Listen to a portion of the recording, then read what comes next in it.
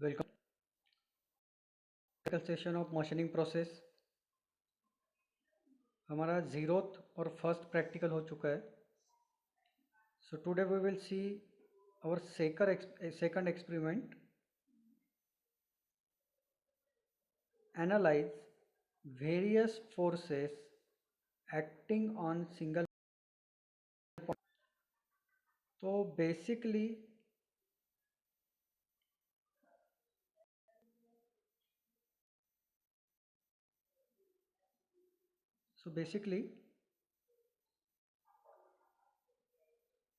This is also theoretical experiment.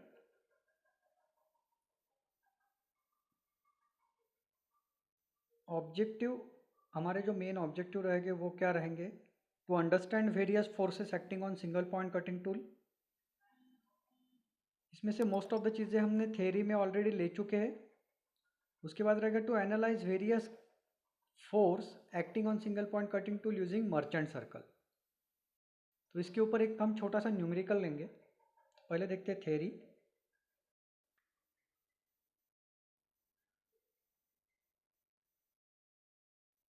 Experience by tool during cutting are determined in a design of mechanical structure of cutting machine.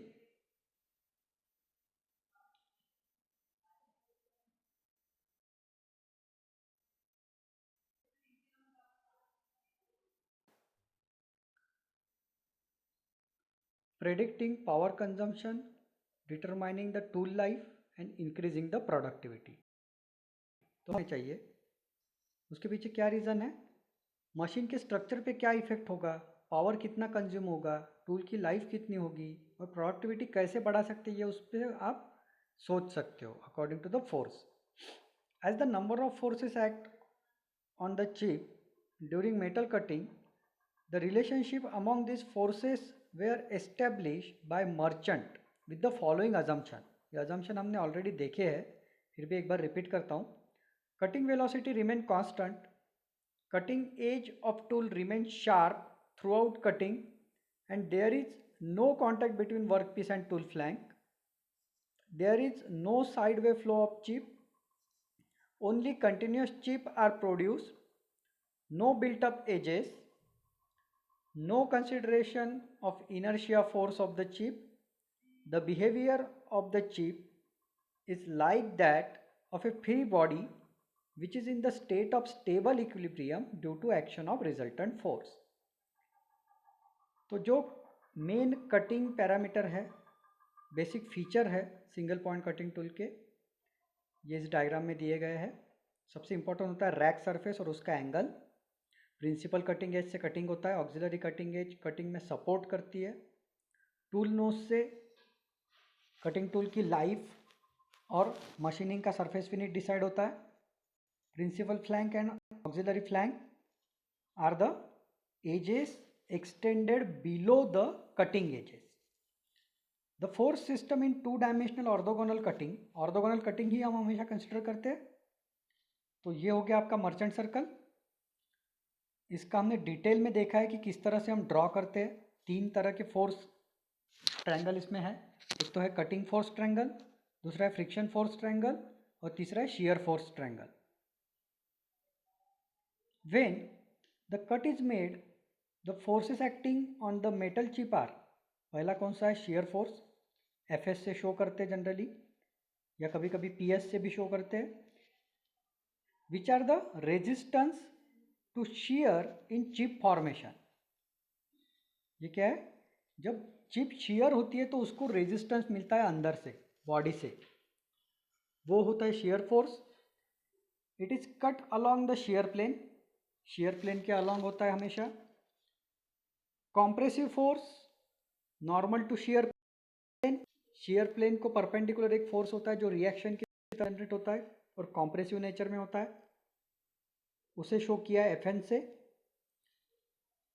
It is the banking up force exerted by workpiece on the chip. It acts normal to shear plane, shear plane को normal होता है। Force at a tool chip interface acting normal to the cutting face of the tool and is exerted by the tool on the chip.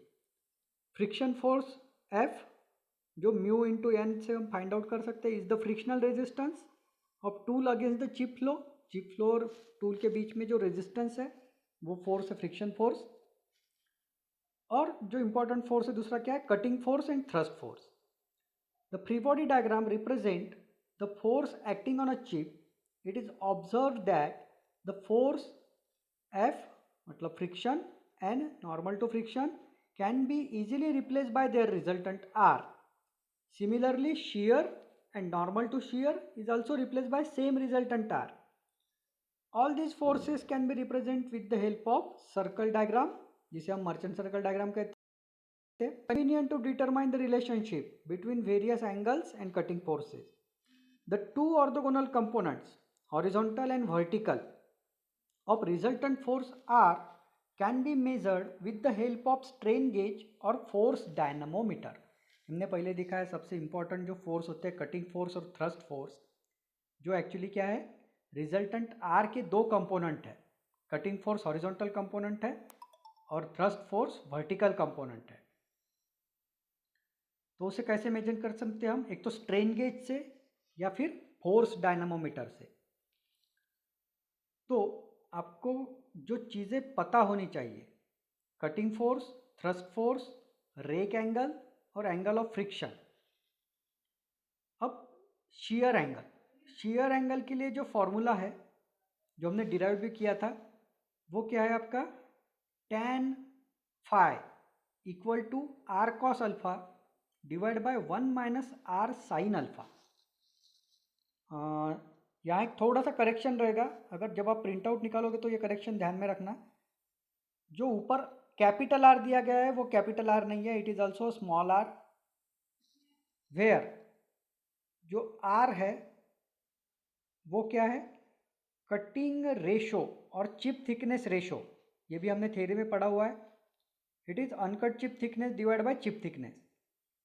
तो दोनों जगह पे एक ही are लेना है आपको और दोनों आर का मीनिंग सेम है शियर एंगल में. तो यहाँ से आपको शियर एंगल मिल जाएगा या टैन ऑफ शियर एंगल मिल जाएगा. टैन इनवर्स लेने के बाद आप शियर एंगल फाइंड आउट कर सकते हो. The friction force at to chip tool interface, ये अगर आप थ्योरेटिकली फाइंड आउट करना चाहते हो तो क्या होता है, F C sine alpha F T cos alpha. यहाँ अल्फा मिसिंग है तो ये भी करेक्शन आपको करना है. It is F C sine alpha F T sine alpha. और नॉर्मल फोर्स हम फाइंड आउट करते हैं F C cos alpha minus F T sine alpha, where in this case alpha is a rake angle. The coefficient of friction, यहाँ से आपको coefficient of friction मिल जाएगा. Simply दोनों term को divide करना है आपको और उसी का tan इनवर्स करने से आपको क्या मिल जाएगा, angle of friction. So tan inverse mu is angle of friction. On shear plane fs equal to fc cos alpha, sorry this is shear angle phi.